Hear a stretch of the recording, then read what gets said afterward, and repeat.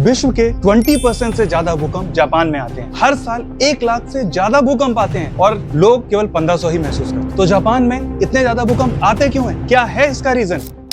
Japan में 7.1 की तीव्रता का भूकंप आ चुका है और गवर्नमेंट ने इशू की है सुनामी की वार्निंग। ये भूकंप जापान के साउथ में स्थित क्योशु आइलैंड पे आया है। विश्व के 20% से ज्यादा भूकंप जापान में आते हैं। हर साल 1 लाख से ज्यादा भूकंप आते हैं और लोग केवल 1500 ही महसूस करते हैं। तो जापान में इतने ज्यादा भूकंप आते क्यों हैं? क्या है इसका reason? Japan ring of fire में लोकेटेड है। रिंग ऑफ फायर एक ऐसा एरिया है जहाँ पर पैसिफिक की ज्यादातर प्लेट एक दूसरे से कोलाइड करती हैं और इंटरेक्ट करती हैं। रिंग ऑफ फायर में विश्व के 80% से ज्यादा अर्थक्वेक और 75% वोल्केनिक इरप्शंस होते हैं। जापान स्थित है 4 प्लेट की इंटरेक्शन की बाउंड्री पर। इन प्लेट्स के नाम हैं Pacific plate, Eurasian plate, Okhotsk plate and Philippines plate. Japan के उत्तरी एरिया में जापान ट्रेंच के पास Pacific plate is moving towards Okhotsk plate. Pacific plate 8 to 9 centimetre per year की स्पीड से ओकास्टक प्लेट की तरफ मूव हो रही है और ये मूवमेंट टेंशन का कारण होता है। जब ये टेंशन बिल्ड होती रहती है और एक ऐसा समय आता है जब ये टेंशन बहुत ज्यादा होती है एंड प्लेट सडनली मूव करती है और ये सडन मूवमेंट ही कारण बनता है अर्थक्वेक का। 2011 में पैसिफिक प्लेट का यही मूवमेंट कारण बना उस अर्थक्वेक का जिसको मेजर किया गया था रिक्टर स्केल में 9 से भी ज्यादा। और यह अर्थक्वेक कारण बना 2011 की सुनामी का भी। इस सुनामी में कम से कम 18,000 लोग मारे गए और फ्यूकुशिमा न्यूक्लियर डिजास्टर हुआ जो कि चेर्नोबिल के बाद आज तक का सबसे बड़ा न्यूक्लियर डिजास्टर माना जाता है। आज का अर्थक्वेक आया जापान के साउथ में स्थित क्योशु आइलैंड के पास। इस आइलैंड के पास फिलीपींस सी प्लेट मूव कर रही है यूरेशियन प्लेट की तरफ। इस मूवमेंट की वजह से फिलीपींस सी प्लेट सबडक्ट हो रही है यूरेशियन प्लेट के मूवमेंट और यह मूवमेंट कारण बना आज के अर्थक्वेक। और जापान के नॉर्थ वेस्ट में यूरेशियन प्लेट एंड ओकास्टक प्लेट एक दूसरे को पुश कर रही हैं और यही टेंशन कारण बनी 1995 के कोबे अर्थक्वेक। इस अर्थक्वेक में 4000 लोग मारे गए थे और मिलियंस डिस्प्लेस्ड हुए क्योंकि उस समय पर जापान अर्थक्वेक के लिए रेडी नहीं था। उसके बाद जापान ने ऐसी कई टेक्नोलॉजियों का इन्वेंशन किया और अपनाया भी जिनसे उनके शहर अर्थक्वेक के लिए रेजिस्टेंट बने। और यही वजह है कि आज despite facing hundreds of earthquake every year, Japan reports very minimal or no impact at all. लेकिन अब जापान ने पहली बार एक मेगा क्वेक की चेतावनी जारी की है। मेगा क्वेक एक ऐसा अर्थक्वेक है जिसको रिक्टर स्केल पर 8 से ज्यादा मापा जाता है और यह चेतावनी दी है 7.1 तीव्रता वाले भूकंप के आने के कुछ घंटों बाद। यह अर्थक्वेक ननकाई ट्रॉफ पर आया था क्योंकि